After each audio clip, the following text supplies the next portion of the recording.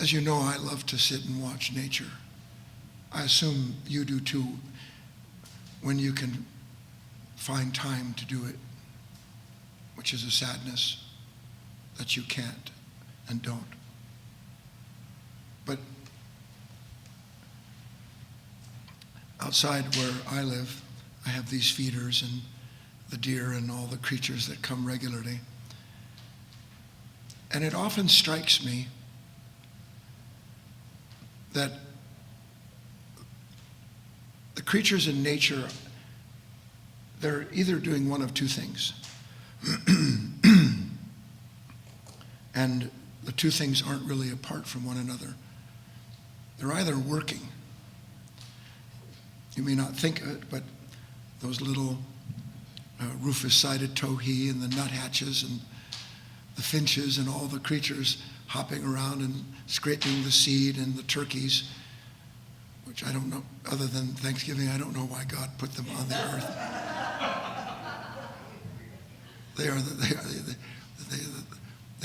They say that turkeys, that they would drown if it rained, if they looked up. They don't know.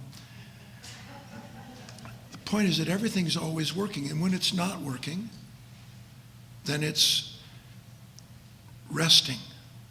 Working, resting, resting, working. But the rest isn't apart from the work they do. The rest is the natural alternation of work. Work and rest are actually one thing in this world.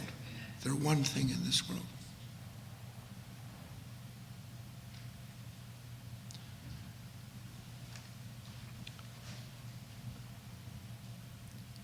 And you can't ever say that a creature isn't properly profitable to nature, because as it works and rests, it does what it has to do in its individual role to ensure the continuation of nature's will through that species and its interactions with all of the other creatures.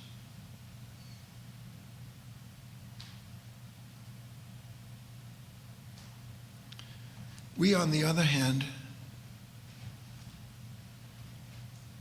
are not profitable creatures.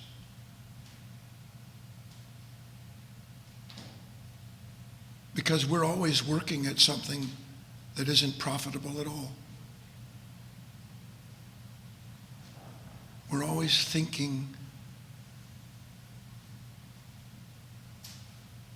and our rest isn't restful, because mostly it's a collapse or an escape from the pressure of thought pushing against what it does in order to achieve and become something.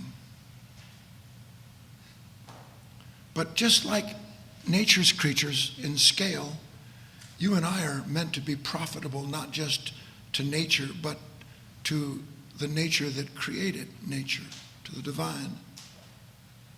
But we don't know what that profitability is as a human being. And by the way, the real meaning of the word profit is to ascend.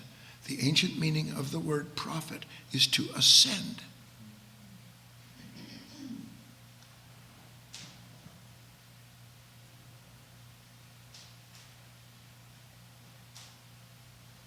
There's a story in the New Testament, one of many of the parables Christ told, about a master who gave talents, it was a coin in those days, to certain individuals.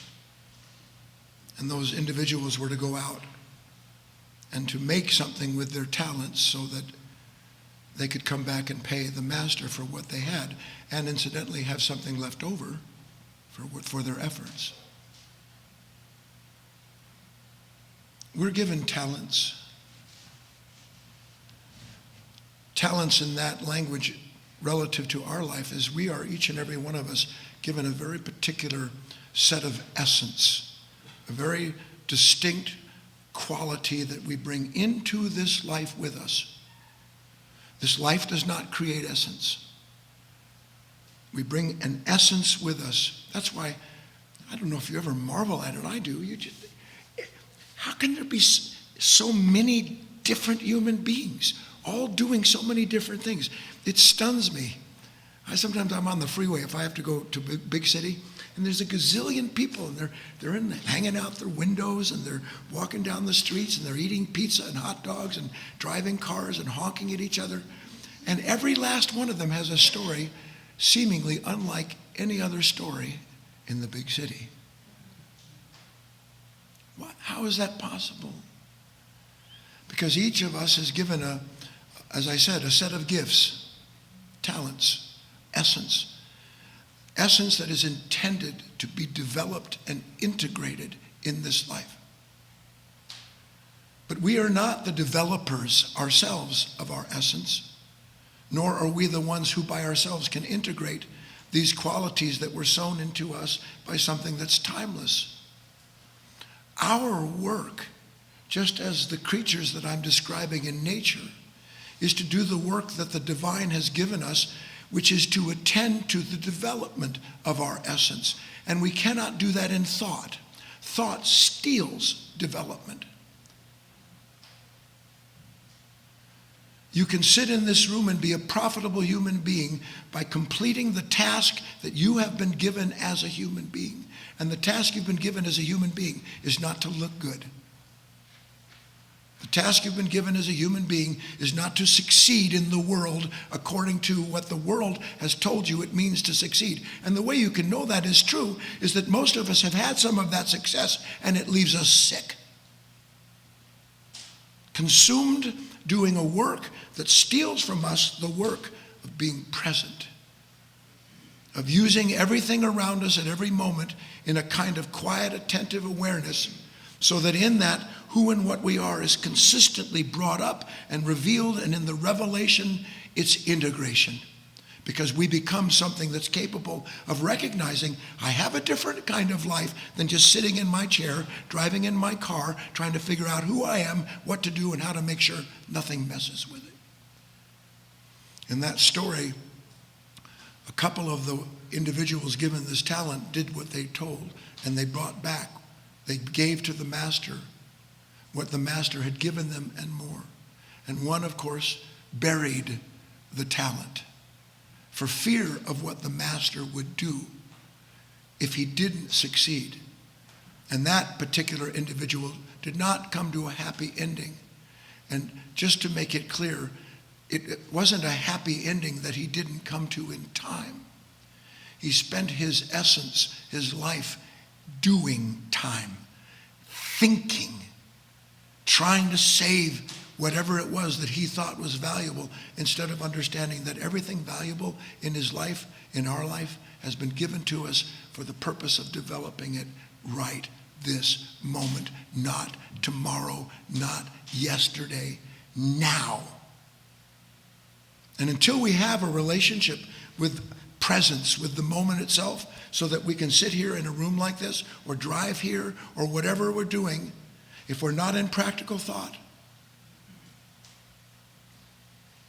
to be building the talents, to be working at revelation, which is ceaselessly handed to us.